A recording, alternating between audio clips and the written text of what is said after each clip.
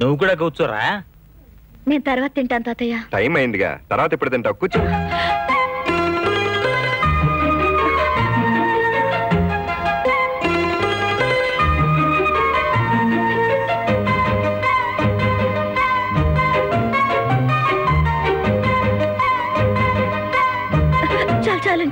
నువ్వేమో చాలు చాలు అంటావు, మీ వాళ్ళేమో నువ్వు చిక్కిపోతున్నావు అంటున్నారు. అక్కడికి నేనేదో నీకు తిండి పెట్టినట్టు. తిను.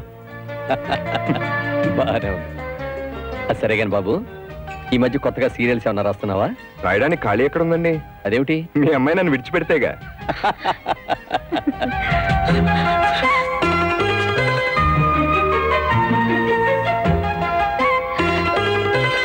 చల్లారిపోతుంది, తిను. తినమ్మా.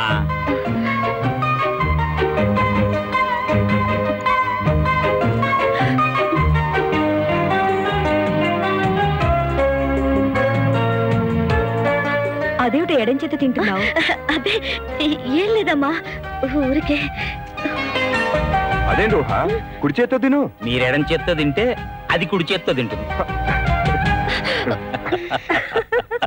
చూసారా, బలవంత పెళ్లి కాపురం ఎలా ఉంటుందో ఏమిటోనని అందరం భయపడ్డాం. అవును మావయ్య, ఇప్పుడు వాళ్ళ అన్యోన్యత చూస్తుంటే మనం వాళ్ళకి న్యాయమే చేసామనిపిస్తోంది. ఒక్కబడి తీసుకోండి. ఇక మేము బయలుదేరుతాం బాబు. అదేంటి ఇప్పుడేగా వచ్చారు? 2 రోజులు ఉండొచ్చుగా. లేదులే బాబు, ఫ్యాక్టరీ పనులు అయ్యి ఉన్నాయి. పోనీ తాతయ్యని అమ్మని ఉంచండి నాన్న. సర్లే, మీ ఆనందానికి అడ్డమని పిల్లల్నే వద్దనుకుంటే ముసలాళ్ళ మేమెందుకు పుడకల్లాగా. వస్తాం బాబు. ముసలమ్మ, మీ ఆయన ఛాతులో పడి మమ్మల్ని మర్చిపోకు. అప్పుడప్పుడు కాస్త ఫోన్ అన్నా చేస్తుండే. వెళ్ళొస్తామమ్మా.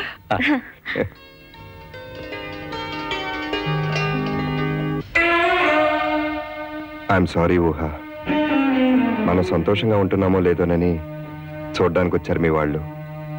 వాళ్ళని బాధ పెట్టడం ఇష్టం లేక నీ చేయి పట్టుకుని కాస్త చనువుగా ప్రవర్తించాను. I'm really sorry.